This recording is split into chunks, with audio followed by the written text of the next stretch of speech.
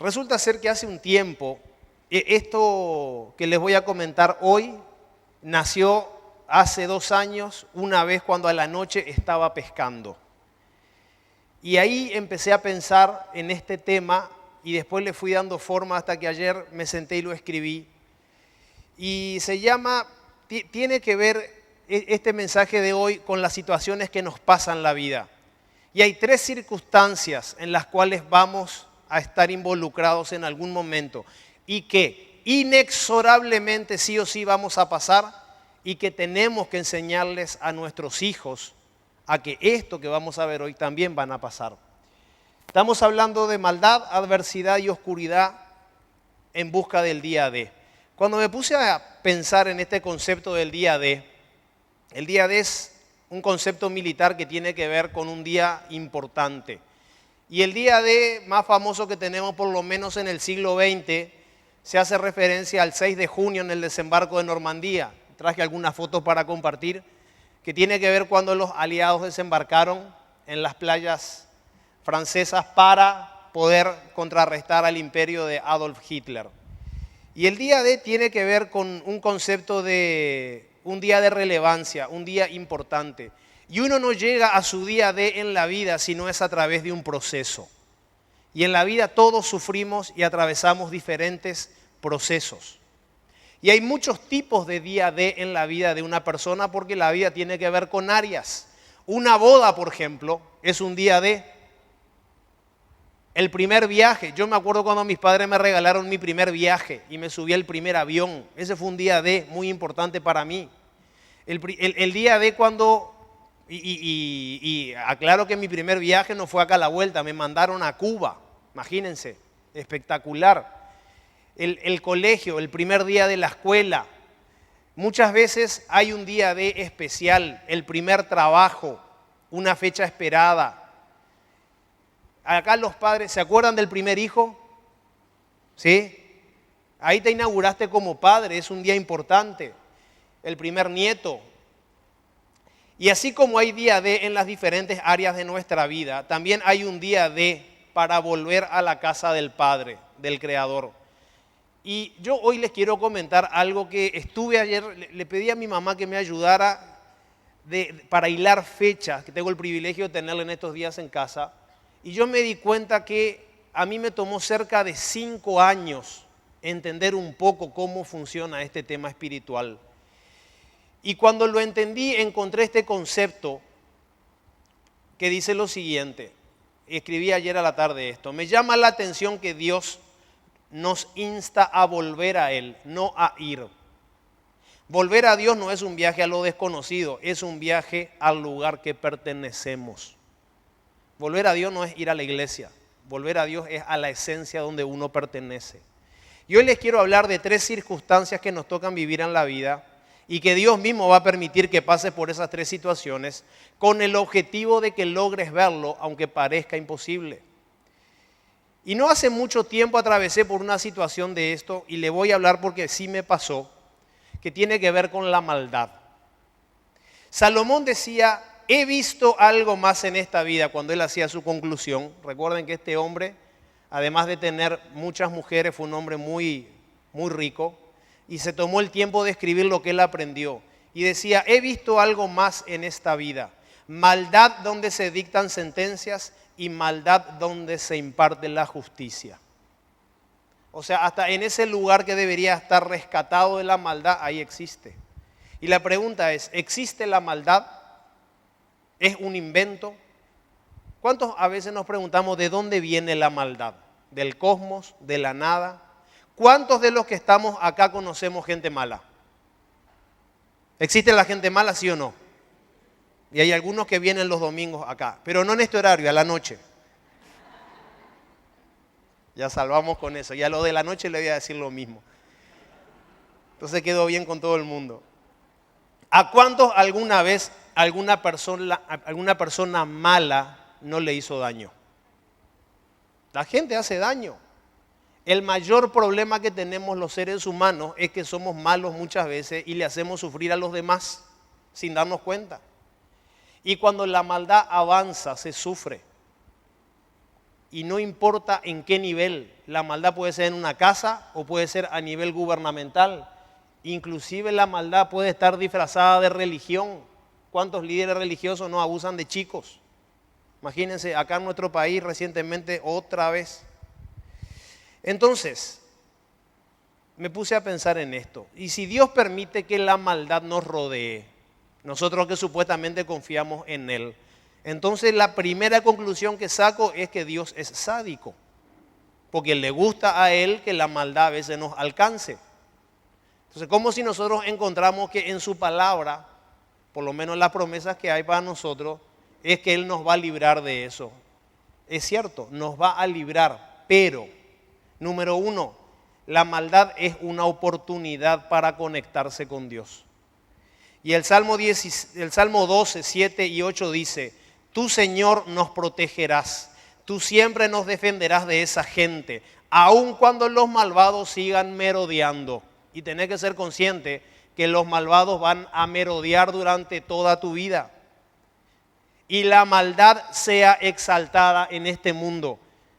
Para los que no saben, esto se escribió hace aproximadamente 3000 años y la maldad estaba de moda. ¿O acaso ustedes no me van a decir que en el trabajo no tienen gente mala, re mala, y encima se viste de blanco, con la idea de ser buena? Además de aprender de la maldad que te rodea como una oportunidad para conectarse, porque sí hay alguien que te va a defender de la maldad, Dios permitirá que la maldad de otros te foguee. Y esto no lo aprendí hasta hace poco, porque yo pensé que uno haciendo las cosas bien en la vida se iba a llevar bien con todo el mundo, pero había sido que haciendo bien las cosas a veces te ganás muchos enemigos. Y te ganás enemigos que le encanta clavarte puñales en la espalda y difamarte y tratar de serrucharte. ¿A cuántos de los que estamos acá les gusta el whisky? A mí me gusta. ¿Saben que hace unos años mirando un documental también saqué una lección sobre esto? Tengo una foto que les traje para mostrarles. ¿La logran ver? Porque hay mucha luz acá. Ahí está. Ese es un barril de roble.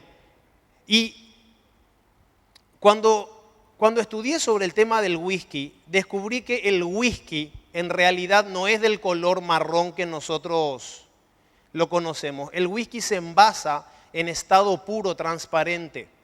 Pero para que el whisky tenga el sabor que tiene cerca de unos 30 sabores escondidos, tienen que hacerle un tratamiento especial a eso que está ahí, que es el roble. El roble es una de las maderas más duras que existe. Y esta madera de roble, antes de envasar el whisky, pasa por algo que se llama fogueo. De ahí que viene el término, hay que dejarlo para que se foguee un poco. No, este jugador de fútbol es bueno, tiene que hacer un año acá para que se foguee. ¿De dónde viene ese término? A los barriles de roble se les prende fuego adentro. ¿Se les prende fuego para qué?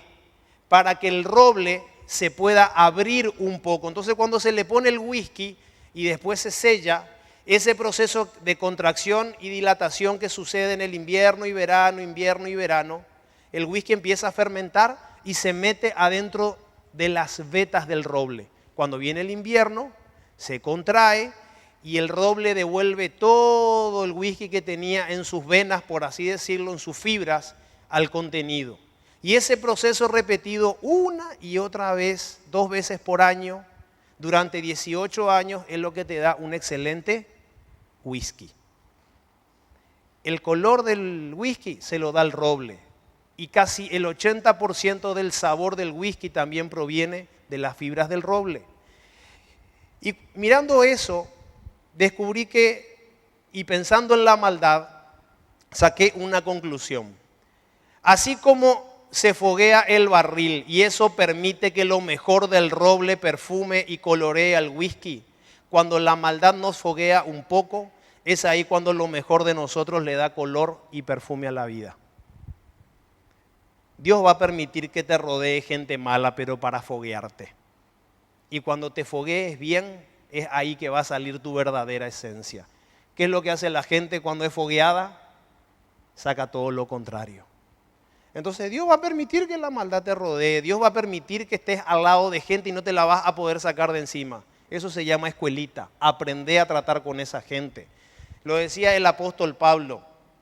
No paguen a nadie mal por mal. Procuren hacer lo bueno delante de todos. Antes bien, si tu enemigo tiene hambre, dale de comer. Si tiene sed, dale de beber.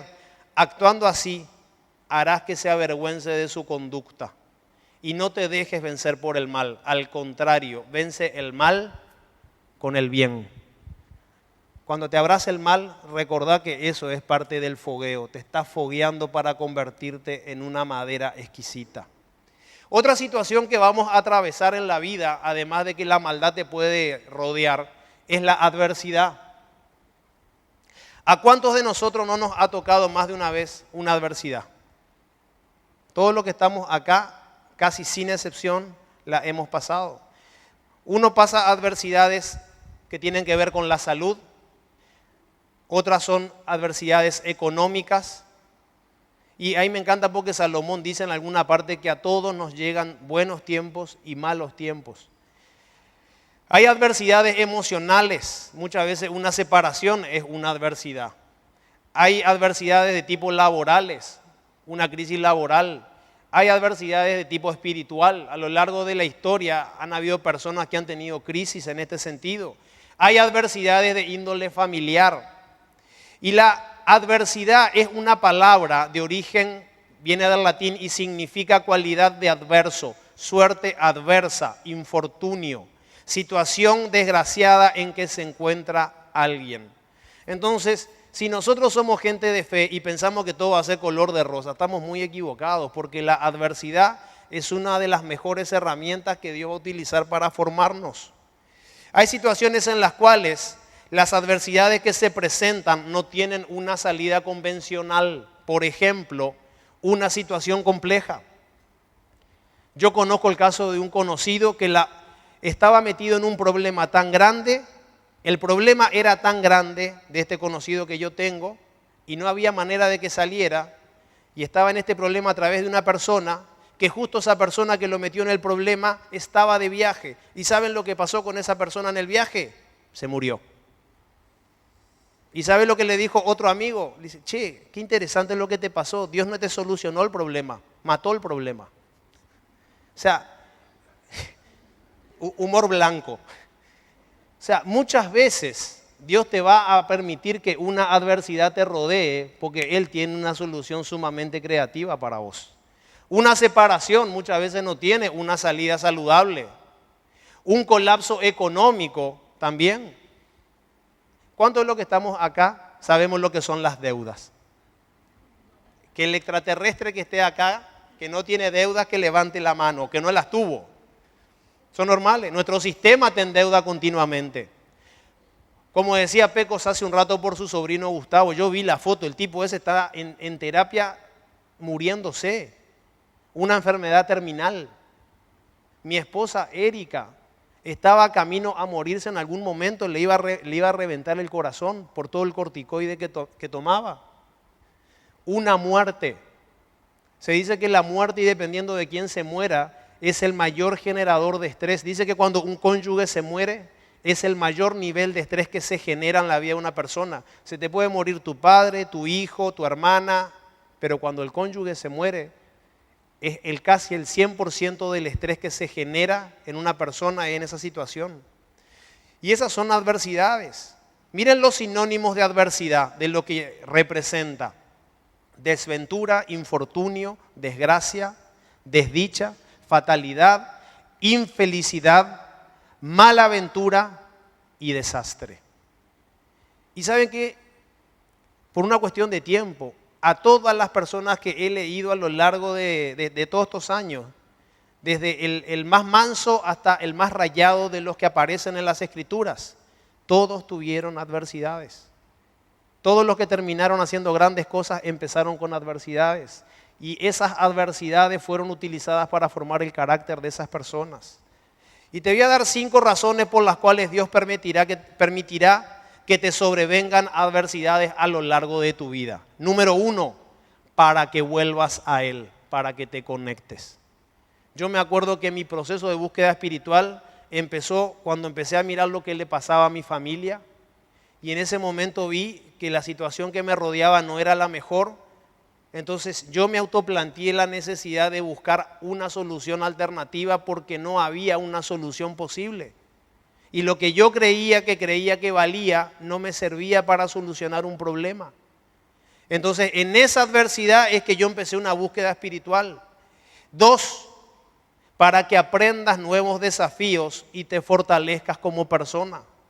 Nunca te vas a volver una persona fuerte a menos de que tengas buenas adversidades. Y yo sé que todos los que estamos acá jamás le vamos a pedir al Señor adversidad. Todos los que estamos acá somos recontra cómodos. Le pedimos dame paz, dame tranquilidad, que nadie me moleste. Y las adversidades son necesarias en nuestras vidas. Tercera razón, para recordarte que eres mortal, limitado o limitada y que no lo sabes todo. Es bueno recordarse a uno mismo sus límites. Nosotros no somos superiores que nadie. Y muchas veces las adversidades son un atentado a tu ego, a tu soberbia, a nuestra egolatría. Entonces las adversidades muchas veces te ponen en una situación como para que te ubiques en la vida. 4, para alejar de tu vida personas falsas e interesadas. Cuando vienen las adversidades, la gente falsa e interesada se borra. Nosotros en esta comunidad tuvimos varios procesos de adversidad. Y el último proceso grande de adversidad, de los que estábamos comprometidos, quedamos la mitad. ¿Saben por qué? Porque la adversidad quita a todo lo que está de más. Che, qué duras que son tus palabras. No, no son duras mis palabras. La realidad es lo que es dura. Lo que sucedió fue muy duro. Pero la adversidad te deja con la gente que te sirve y exporta a otro lado y bien lejos la gente que no te sirve. Famoso cuando dice, estás en crisis, ahí se ven cuando están tus verdaderos amigos. Y por último, ¿por qué Dios va a permitir que te vengan adversidades? Para recordarte cuánto Él te ama. Porque nosotros tenemos memoria frágil. Inclusive hay mucha gente que ni siquiera puede creer que existe un padre que ama. Él ama, es padre. Y muchas veces en una circunstancia yo he tenido que hablar con el padre y decirle, padre, papá, necesito salir de esto y no tengo idea. Plim, al poco tiempo la solución. Hoy en día un término que se llama en psicología resiliencia. Les quiero hablar de esto, que tiene que ver con la capacidad de afrontar las adversidades. La resiliencia es la capacidad de afrontar la adversidad saliendo fortalecido y alcanzando un estado de excelencia personal. Desde la neurociencia se considera que las personas más resilientes tienen mayor equilibrio emocional frente a las situaciones de estrés, soportando mejor la presión. Esto les permite una sensación de control frente a los acontecimientos y mayor capacidad para afrontar los retos. Instituto Español de Resiliencia. Diga al débil, fuerte soy. Acá tiene nombre hoy en día, la neurociencia le puso, había sido que funciona. Ahora, leyendo sobre las adversidades, hay un paréntesis que quiero hacer. Por lo general, las adversidades a nosotros nos dejan en una condición de debilidad. ¿Por qué? Porque no podemos gobernar, administrar ni controlar la situación. Y busqué la palabra débil en el diccionario de la palabra y me encanta porque encontré un montón de pasajes que llegué a la conclusión y por una cuestión de tiempo no se los leo, que las personas en una situación de debilidad se convierten en los favoritos de Dios. ¿Saben por qué? Porque Dios rechaza la opresión. Entonces, si estás o algún día te toca estar en una situación de adversidad y te sentís débil, quiero que sepa que contás con alguien que va a pelear por vos. Y tercera situación en la vida que te va a suceder, oscuridad. ¿Cuántos son clientes de Ande acá? ¿A cuántos se les corta la luz de vez en cuando? ¿Estamos contentos con la Ande? Más o menos. A veces vienen rápido, a veces no. Yo conozco países que no saben lo que es un apagón. ¿En serio, Pío, se les apaga la luz? ¿Y cómo es eso? Es una novedad. No existen las velas en el barrio. La oscuridad es un estado existente como tal. Perdón, la oscuridad no es un estado existente como tal, sino la ausencia de luz. Hay físicos que dicen que la oscuridad no existe. Lo que existe es ausencia de luz. Y lo que les voy a comentar ahora es parte de lo que tiene que ver con esto que les dije hace 2, 3 años. A la noche estaba en un lugar y se me vino esto a la cabeza. Los seres humanos tenemos una tendencia natural hacia la luz natural. Es más, la luz artificial, esta que tenemos acá, hasta nos hace daño si la usamos en demasía. Y así como el mundo natural que nos movemos, existe una luz natural que es la del sol y otras tantas que no lo son, que son artificiales. En el mundo espiritual también existe algo similar. ¿Conocen esta expresión? ¿Vio la luz? ¿Vieron que de repente una persona que cableaba, de repente se empieza a portar bien? Entonces, ¿cuál es el rumor? No, fulano vio la luz. ¿Conocen, verdad? Ahora, la pregunta inteligente no es si vio la luz o no, sino qué tipo de luz es lo que vio. Ver la luz es una cosa y saber qué tipo de luz esa persona vio es algo muy distinto. Les quiero mostrar un ejemplo para explicarlo mejor. Ustedes van a decir, no tiene nada que ver. No tiene nada que ver, pero en ese momento cuando viví eso dije, wow. Tengo una foto de unos señores que están pescando a la noche. Esto se llama pesca a la encandilada. Es algo muy normal en el país donde nací, que cuando cae la tarde y empieza la noche, y si no hay luna, te juntás con unos amigos, por lo general es una actividad de familia, con un buen farol, hoy en día con una linterna, y algunos medio mundo, que son los calderines. Entonces vos te acercás a la orilla, ¿sí? El mar tiene que estar relativamente sereno, y lo que pasa es lo siguiente, vos alumbras el agua, y hay una especie de pez que es el pejerrey, que es el que está en esa zona, a esa profundidad. Entonces el pejerrey ve la luz y se acerca. Investigando un poco más el tema, lo que le sucede al pejerrey es que cuando él se acerca y ve esa luz que es mucho más potente que la luz que él está buscando, eso le genera un disparo de adrenalina al pejerrey y por una fracción de segundo el tipo queda inmóvil. Y en ese segundo que el pez no se mueve, vos tenés que pescarlo con el calderín y lo metés en un balde, ¿tá? Y a veces lo sacás de a uno, a veces lo sacás de a dos, a veces sacás de a más. Lo interesante de la historia, además que después te vas a tu casa, los lavás y los fritás con aceite y con vino tinto, son una exquisitez. Esa es la parte divertida. La parte que no es divertida es que te morís de frío a veces. Claro, porque vos te vas a la noche, hay rocío, hay olas, y sobre todo las personas de baja estatura sufren mucho porque tienen que pescar con el agua abajo de la cintura. Lo interesante de la historia, y que esto me pasó estando en el agua y lo medité muchísimo, que de repente uno alumbra con la luz y la luz penetra en el agua y vos ves que vienen los peces y se acercan a curiosear porque están en la más absoluta oscuridad y cuando los alumbrás se acercan. Y vos te das cuenta que por un instante los peces quedan frisados, quedan encandilados. Y yo me hice estas preguntas que me hicieron pensar. ¿Por qué los peces hacen eso? ¿Por qué los peces se acercan a la luz? Si la luz de un farol o de una linterna, no es la luz que están buscando. Y cuando me hice estas preguntas, que estaba ahí pescando con un poco de frío, ahí en mi cabeza es como que Dios me explotó una frase. A la gente le pasa lo mismo. O sea, que estamos al nivel de los pejerrey. Silencio, ¿viste? Esos silencios así. Y si yo seguía mirando mi película, los peces se acercaban y los parientes, ¡pescá! Sí, enseguida. Claro, la gente no sabe en qué planeta vos estás. Pero me puse a meditar y es cierto, y en la vida real nos pasa lo mismo. Así como los peces se acercan, porque ¿qué es lo que pasa? El pez, ¿qué está buscando? ¿Por qué un pez se acerca a la luz? Porque el pez está buscando la luna.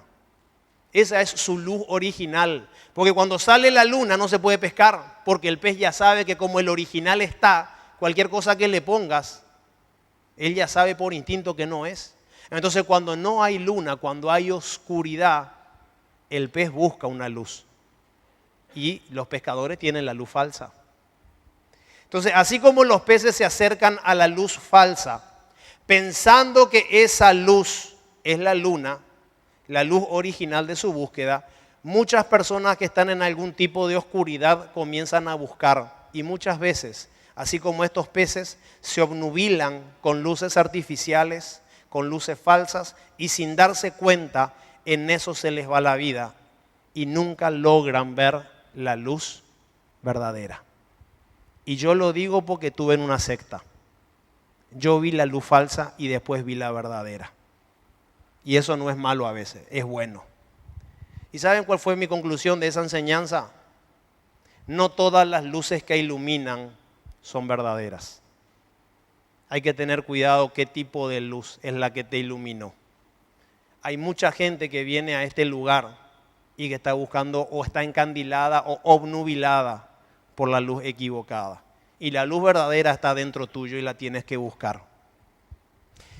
Repasemos. Le prometí que iba a ser breve hoy. Maldad, adversidad y oscuridad.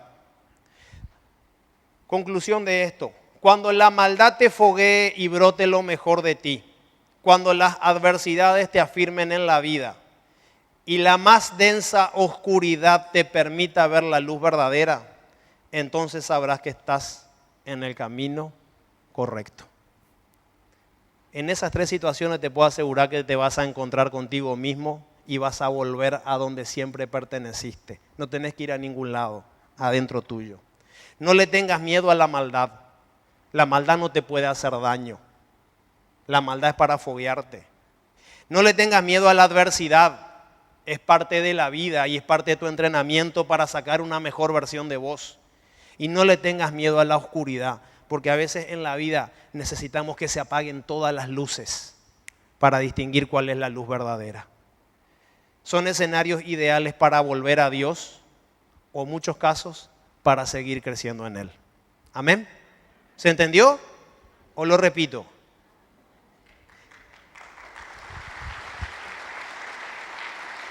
Hubo un día D en la historia. Y el día D más importante de la historia fue cuando nuestro Señor gobernó la oscuridad, la maldad y la adversidad. Y gracias a ese día vivimos en una época de gracia y de libertad. Porque hasta ese entonces los hombres vivíamos como cavernícolas.